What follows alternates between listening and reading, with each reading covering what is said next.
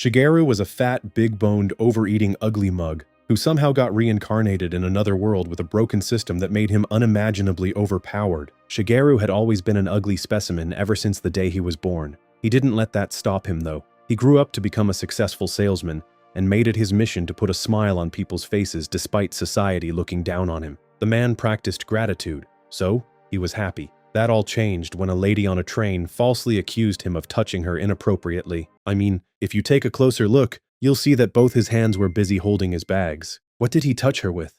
His feet? Doesn't matter. He protested, but no one believed him. They kicked him off the train, and that is when his bag full of adult games spilled out, which affirmed his creep status. Being unsightly didn't help him either. He was fined a hefty amount of money for a crime he didn't commit, and the worst part, he lost his job. It came out years later that the woman was notorious for falsely accusing ugly men. She got away with it too, given that she was just a minor. Too late. The damage had already been dealt. Shigeru wished he had fought the case harder. Life was never the same for Shigeru. He lost his confidence, struggled to get a job, and couldn't function in society. 6 years after the train incident, the man had become a full shut-in, burning through his savings and whatever his parents gave him. Then one night, while browsing missing person reports on his laptop, he stumbled across a post about life in another world. He found it amusing, probably fake, but the instructions were simple enough. Point the laptop a certain direction. Hold your hands up to an open window at 2 in the morning. He figured, why not? He had nothing to lose. A prompt appeared on his screen. He turned around to find an offer to begin life in another world, aged 16, with 20 minutes to allocate his stats. Shigeru assumed it was a virus. He proceeded anyway. The first attribute was looks. He dragged it straight to negative 255. Damn. The system rewarded him generously for that. Every negative attribute he stacked earned him bonus points to spend elsewhere. There was even a space for special requests, so he went further. A portion of health would be lost every time he physically touched a female. Earnings reduced to a fraction of their actual value. He threw the kitchen sink on negative attributes. By the time he was done, he had over 100 trillion bonus points to allocate. He didn't get the chance, though. Before he could spend a single one, he disappeared like the Avatar. Shigeru woke up in a new body and thought it was a dream. Then he found a mirror. He was somehow even uglier than before. Impressive. He wasn't alone. 3 others had been reincarnated alongside him. The male calmly introduced himself as Seiji. It was clear he was someone who had a plan the moment he opened his eyes. One of the females cheerfully said her name was Seika, and the blonde lady refused to give her name, but she was Rizu. For some strange reason, they were in their undergarment, so when Shigeru offered to give his shirt to Seika because she was cold, she rejected after looking at him. The ugly man wasn't there to make friends, so he moved away to see if he could find any appropriate clothes to wear. He picked up a coin, but it vanished the moment he touched it. One of the negative conditions he had written into his special request was working exactly as intended. He shrugged and kept moving. The gang found clothes and weapons which they equipped like they were in an RPG. They looked through the map and found a town nearby. But as soon as they opened to leave, the cutest goblins ever attacked them. Seiji, who swore he had communication issues, jumped straight in the fight, barking clear instructions like he had done this before. Shigeru got bullied by a goblin roughly the size of a house cat on steroids. He hadn't allocated a single stat point and was paying for it in real time. Seika, still fighting with her bowstring, looked over and called him a weak, useless man. That was the last straw. He could accept a lot of things in life, but a goblin 1/20th his size clowning him in front of strangers was not one of them. Shigeru mustered everything he had, gripped his club, and swung. One hit. The goblin went down. He leveled up 30 times on the spot, but that was only the beginning. He allocated 1 trillion points to each of his stats. The system freaked out and gave him the status of a so-called almighty god. You'd think that the system was exaggerating, but he really was overpowered when he sent a goblin flying into orbit with a single flick. His god status was real, so he helped Seika string her bow after seeing her upset. She allowed him to take the first shot. For a moment, it looked like Shigeru missed his target, but a summoning circle appeared in the sky and a golden dragon emerged to take out the rest of the goblins. No one really questioned it, and they thought it was all over. But that is when more goblins arrived. Seika took center stage, but she clearly needed aim assist because she missed every shot fired. Shigeru discreetly produced more arrows for her, but she wasted it like the useless background character she was. Seiji and Rizu were competent and dealt with the reinforcement. The group later arrived at the town of Iria and found a place to eat. Shigeru subtly excused himself to travel solo, even though he saw them as good people. He waddled himself to a fountain thinking how he was going to eat as his belly cried for food. That is when Seika surprised him with a hamburger as thanks for stringing her bow. He accidentally touched her while collecting it and received 58 trillion damage. Shigeru estimated the damage was enough to wipe out a population of 300 Earths. The food flew out of his hand onto the wall. The red sauce made it look like a murder scene. Seika stared at it, then at him. She thought he had rejected her, but he apologized and entered simp mode, saying her beauty was too much for him to handle. He then stretched out to eat the dirty food, but she gave him her own. Shigeru felt like he had no choice but to stay with the group to repay Seika's kindness. The gang then loaded up on inventories before finding an inn. Shigeru wanted to sleep in a park like a hobo, but Seika offered to pay for his room. She grabbed his hand through his clothes, which did no damage to him. He really felt he had to do something not to be seen as useless, so that night he came up with a plan on how to be useful. Shigeru drew from his previous life experience and traded arrows he crafted for food and vouchers rather than money. His overpowered status was brought to light once more when he encountered a giant golem just outside the town. The ugly man wanted to try out his most powerful staff attack, but the system told him to go ahead if he was happy with eliminating 1,000,000 lives. The blast range of the attack would be 200 kilometers. Shigeru opted for something less severe. He later shared the food with his generous teammates who were happy with the free meal. With their bellies full and minds sharp, Seiji suggested they find a way to earn money. He pulled out the map and pointed to a cave nearby. His hope was that there would be some valuable loot in there. One guy with an overactive ear heard their convo and offered to guide them through the cave. He introduced himself as Kyoshiro, a fellow reincarnator who helps newcomers. Shigeru was skeptical, believing him to be more of a hunter of newcomers, but he kept that to himself. Seiji, who was acting as group leader, hired the stranger to be their guide and confirmed it with a firm handshake. Their journey barely began, and Kyoshiro proved his worth when he coached Seika to hit her first target by telling her to imagine each bow was worth a fortune. He gave pointers to the other two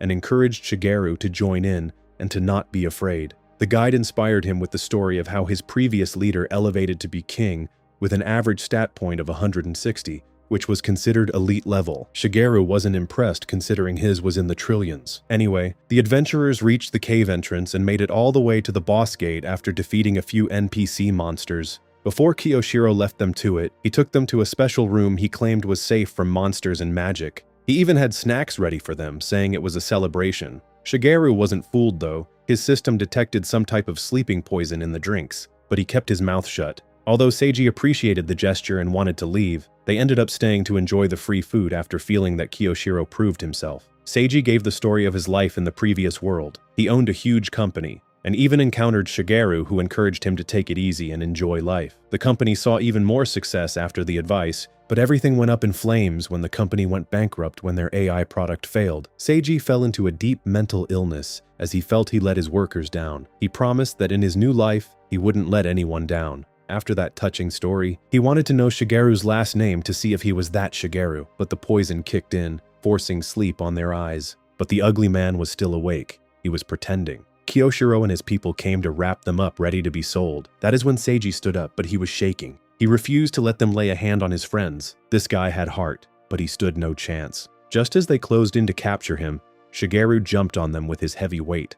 He offered to take them down while Seiji rested, but as I said, the man had heart. His right hand began to glow. This man had put all his stats into his special skill which activated when angry. He transformed into his ultimate winged alter ego he called Aldine. The name was so cringy that Shigeru almost made the One Piece disgusting face. With his glowing fist, Seiji went in for the punch, but he stopped. The guy was too nice to harm them. He instead wanted Kyoshiro and his boys to face the law and atone for their sins to become better people. The crook pretended to surrender until Seiji turned his back. Shigeru came in with the sliding tackle, and then blew up the wall with a bugger he dug from deep inside his disgusting nostrils. While everyone was distracted, he pointed Seiji's hand towards the wall, saying it was his doing. Even Seiji was surprised. The criminals didn't know any better, and begged for mercy with pathetic tears running down their faces. After receiving slaps of redemption from Seiji, Shigeru tied them up ready for justice. The drug finally kicked in for Seiji, and he fainted. It was almost like their redemption was fake. They quickly tried to convince Shigeru to join them,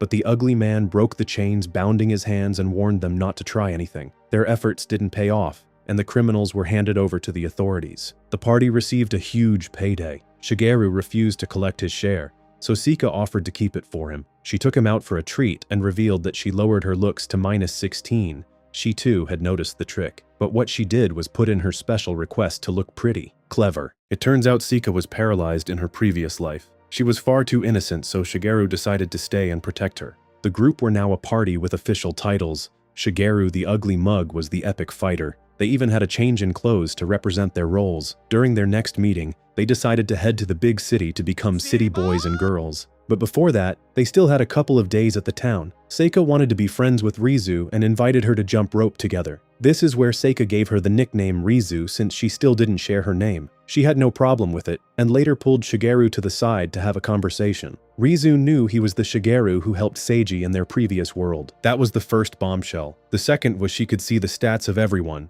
Yes, including Shigeru's. And the biggest of all was that Seiji is her brother, and she was responsible for Seika's injury. Rizu caused the AI accident that not only crippled her brother's company, but also Seika's body. She came to this world to be a better person. Shigeru promised to help her achieve her goal of making Seika happy, and to keep her secret. She sealed her resolution with a haircut. When the gang met up the next day, Seika was glad to see her new style and complimented her on it. They set out to the city of Valeria through the mountains, which would get them there in only 2 days. For some reason, Seika didn't want to take the main road, so here they were, camping and fishing like Boy Scouts. While enjoying their food, a lady who looked like she was being chased emerged from the bushes and collapsed in front of them. They sprang into action, but Rizu took a peek at her stats, and the lady's special request was crazy. She promised to eliminate every pretty woman because she had lost her man to someone prettier in her previous life. Rizu made sure Shigeru knew about this as they felt Seika would be in danger. Whatever the case was, they tended to her, and she woke up not long after. The lady only had one hand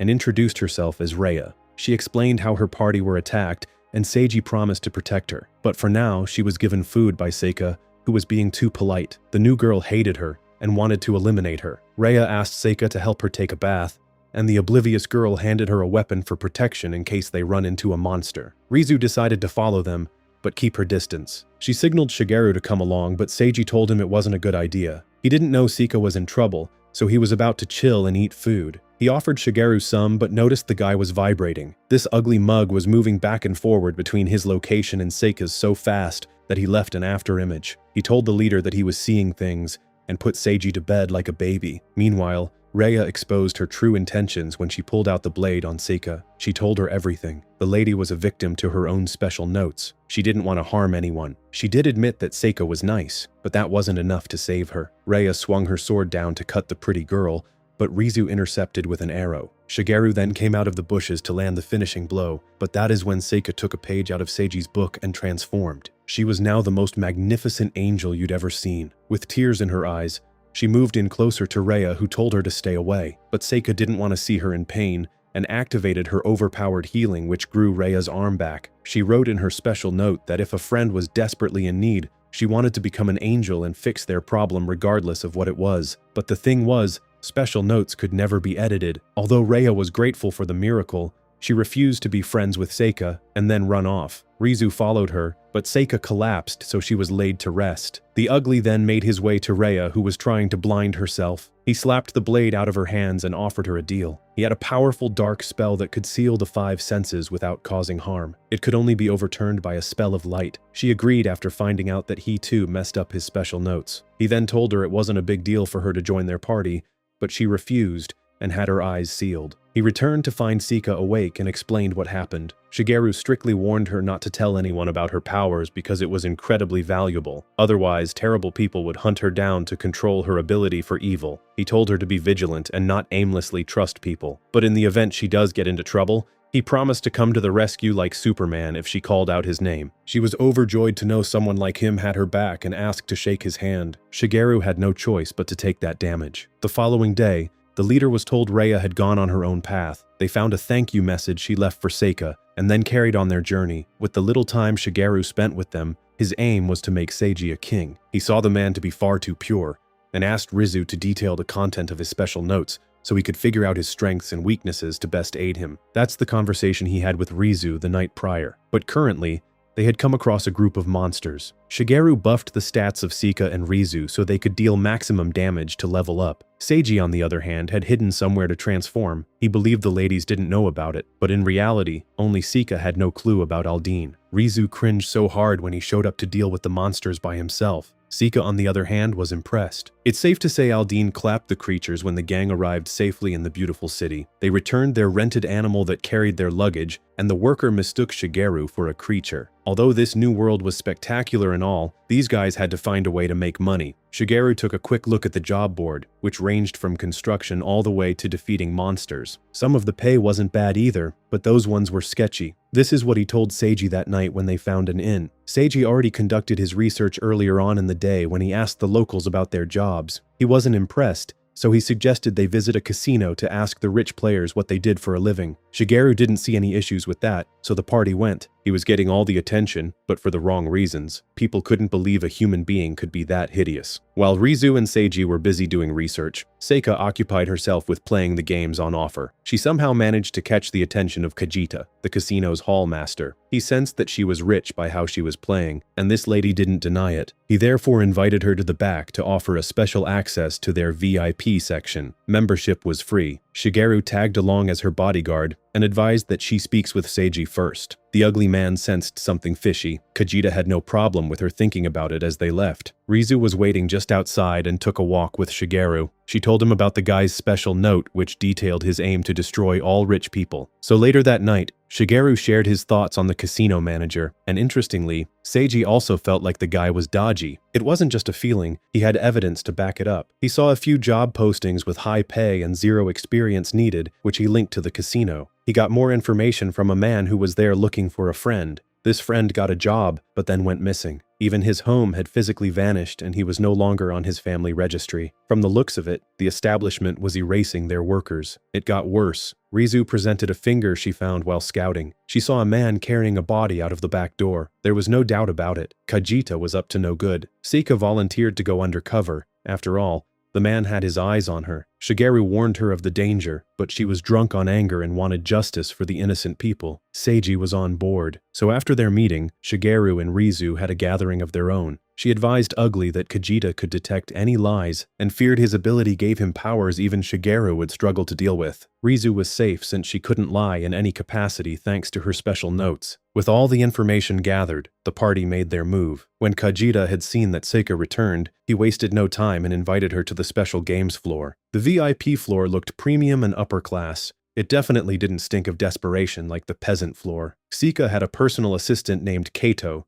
and judging by how he was nervous fumbling his words, Shigeru guessed he might be new. Kajita pulled Ugly to the side to figure out his strength, but Shigeru gave vague answers to not give himself away or activate Kajita's powers. The manager got the information he was looking for and excused himself for Seika to enjoy. That wasn't going to happen because the plan was to stay in the VIP section long enough without spending money for Shigeru to do investigation. She was playing her role well when she began to complain like a true wealthy brat. Ugly pretended to have stomach pain and went to the toilet. He put the guard to sleep before transforming into a bat and followed Kajita into a weird room. The man was thinking out loud and revealed how his parents were eliminated by a selfish real estate company just because they didn't want to leave their humble store. The company used Truck-kun to do the job. His parents taught him excellent morals and that there was more to life than money. But after that event, he flipped and eradicated all those involved over a course of several years. And just when he was about to go meet his parents in the afterlife, a prompt appeared, asking if he wanted to go to another world. He accepted and found that this new world was also corrupted by the rich. So his objective was to eradicate every wealthy person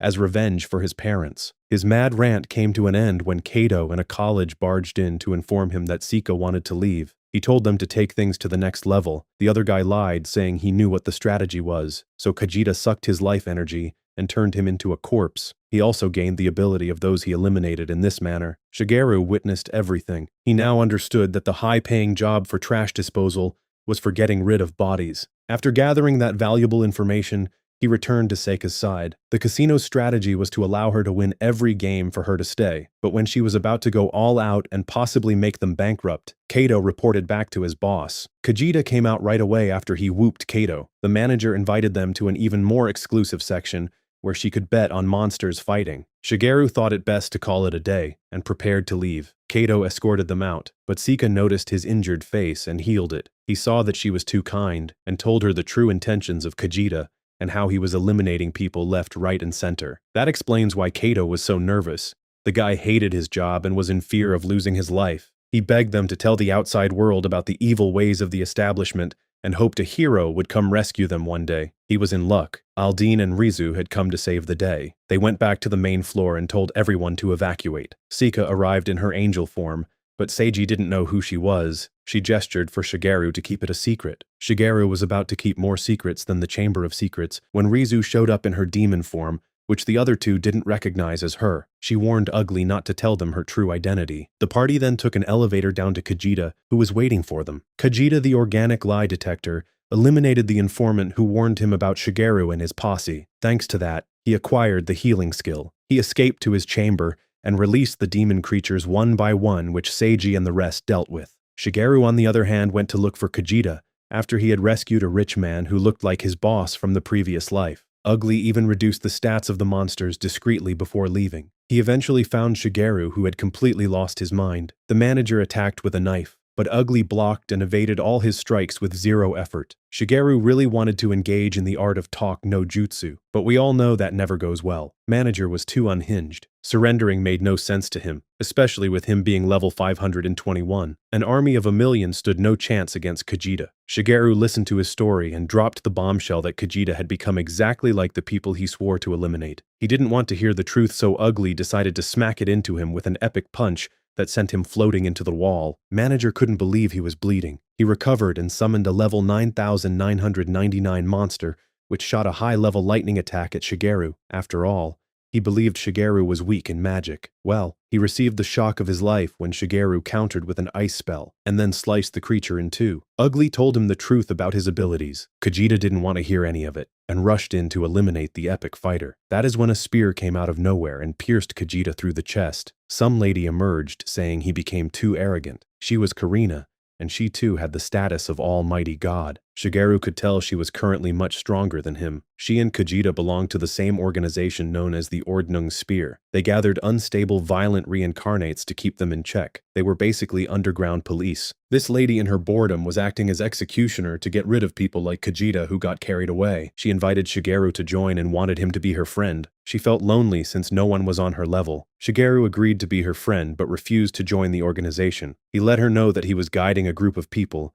and felt she would make an excellent addition, but for some reason, Karina became jealous and promised to be a problem to him and his friends. Meanwhile, Kajita was healing himself and got up to finish off Karina to steal her power, but she eliminated him for real this time. Karina then left the scene and hoped to bump into Shigeru again. Shigeru then destroyed the place to cover up what really happened, but since the party took out Kajita and his operation, they were rewarded with a crazy amount of cash. Seiji wanted to reject it for the purpose of honor, but Shigeru convinced him to accept it, saying it would help the party. It wouldn't have mattered anyway since Seika cashed in her winnings of 2 million. The group later had a celebration for what they achieved, and Shigeru noticed that their upright character didn't change because of money. When morning came, he told Seiji about Uglymug Spear, but left out the part regarding Karina for now. He handed the leader a flag he believed identified the group. Kato came in to notify them that the rich man they saved was going back to his hometown and requested them to be his bodyguard. Turns out this man was in fact Shigeru's boss from the previous world. They took the job and set off on their way. Karina was spying on them like a creep. Shigeru and Ko safely arrived, and the rich man whose name was Heizo treated them to a fat meal. He even offered them jobs which they declined, but they did take up the offer for a tour of his weapon manufacturing factory. The only reason Seiji accepted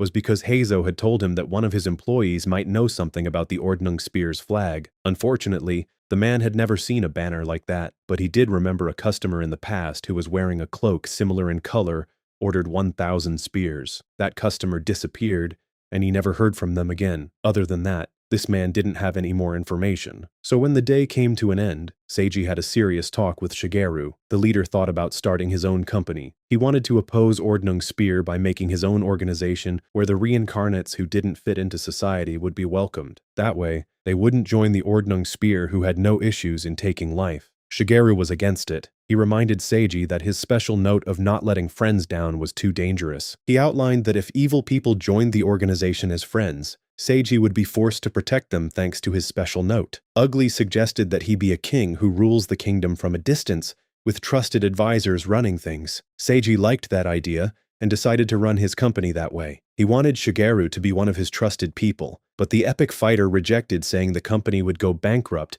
due to his ability of making money worthless. The leader understood but still wanted him since Ugly had impeccable integrity. Shigeru agreed only if he had nothing to do with money. They told the ladies the following day, who also showed interest in being a part. Within 1 month, the company was up and running. He employed the informant from the casino as president and manager. Even Kato was hired too. Seiji gathered the workers to elaborate that their task was to provide a legitimate way of earning for people with crippling special notes. But their secret mission was to gather information on Uglymug Spear. It didn't take long until they had people lining up. Shigeru was doing well with the interviews, until a lady showed up who made him uncomfortable for some strange reason. Based on her design, I can tell she'll be an important character. She came in looking for a job, and after Sika convinced her to disclose her special notes, the lady introduced herself as Leah. She used to be a fortune teller in the previous life who had a connection to Shigeru, but before that, she was an escort for the males in his company. There was a day where he gathered the girls after an evening and taught them conversational skills.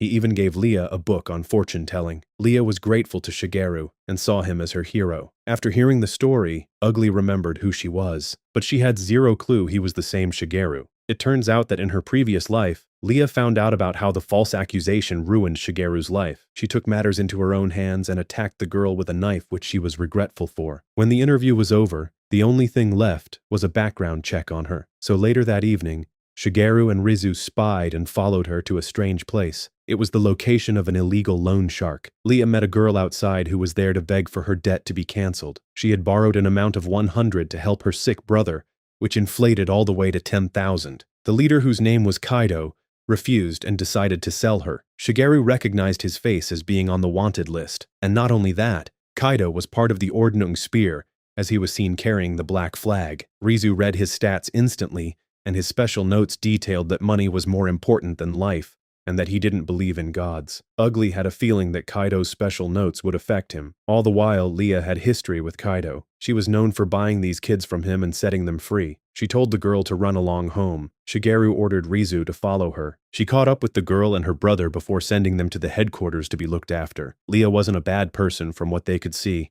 but things were about to get interesting when Karina was watching from the shadows. She knew Leah from the previous world. It was time to begin her scheme. Karina set her plans in motion when she approached Shigeru and Sika at an amusement park the following day. She somehow managed to hang out with them for the day, which Shigeru wasn't comfortable with. They took a break for food, and while alone, Karina told Shigeru that she knew he got the god status because he put in his special notes to die if he became intimate with a female. She also did the same, but went a step further and gave up sleep. No wonder why she's crazy. She revealed that the only way she'll perish is if she received a kiss from her beloved. She wanted Shigeru to make her fall in love with him, but she was aware that Ugly was guiding Sika, and promised to ruin that relationship, which made Shigeru angry. By the time Sika had come with the food, Karina was gone to begin stage 2 of her plan. She had Kaido kidnap the girl from the previous night. Her brother went to the headquarters to inform them of what happened. Leah didn't even wait for them to assemble a team and disappeared to go handle the situation. Sika became concerned about her new friend. Shigeru and Rizu followed, but they got trapped inside Karina's special dimension. Her plan was to harm Leah so that Seika would fall into despair and do something crazy, which would force Shigeru to abandon her. It's such a stupid plan, but hey, maybe I'm the stupid one. Karina teleported them outside the city gate, and that is when Rizu dropped the bombshell. Karina was actually the twin sister of the girl who falsely accused Shigeru. Meanwhile, Leah found Kaido and learned that he had gotten a better offer for the girl from Karina. So when she appeared and paid, he and his men left. The girl was also told to go to the company's headquarters. Karina told Leah her stupid plan of why she was about to get killed. She was aware of what Leah did to her sister, but just as she was about to eliminate Leah, Kaido showed up because the money wasn't enough, and then pointed at her saying he didn't believe in a god. At once, Karina lost all her powers and was helpless, creating the perfect opportunity for Leah to escape. Kaido ordered his men to find her, after which he would execute Karina. However, Seiji and Seika found her before they did. She warned them to leave, but Seika grabbed her hand saying they were friends, and friends never forsake one another. Shigeru later arrived to help them, but he got turned into a handsome prince. He was being affected by Leah's special note, who wanted a god to be disguised as a prince and help her if she was ever in danger. Only Rizu knew this prince was Shigeru. Kaido and his underlings found them, and not long after, the fighting began. Shigeru's powers had reduced drastically because of his chadness. Before the criminals could get the upper hand, Kurina, who had disguised herself as a bird, attacked Kaido and incapacitated him. Since he didn't recognize the bird as a god, his special notes didn't come into effect. She then went crazy and began spamming lightning attacks, which blew everyone back. Handsome Shigeru got stuck under a wall and didn't have enough power to lift it. Kurina approached him. He told her that he knew who she was, so she revealed everything. It turns out Kurina hated her sister. She always got blamed for her sister's actions and made her life a living hell. When her sister got injured by Leah and was on life support, Kurina was praying she would die but couldn't bring herself to turn off the life support machine. She then escaped to this world to get away from all the negativity and hoped to form some type of relationship with a god. She left him to go find Leah, only to meet her being healed by Seika. Seika refused to watch her friend get eliminated. Even in her angel form,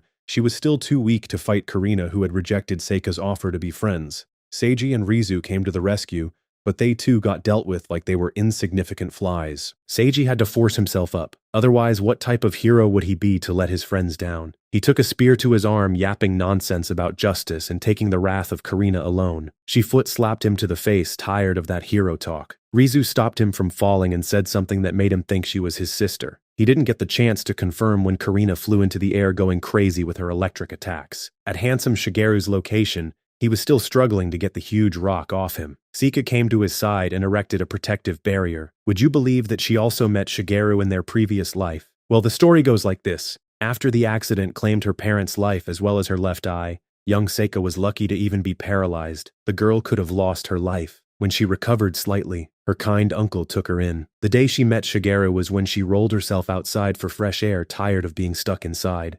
A bunch of cowardly kids began to pick on her, and that is when Shigeru saw her.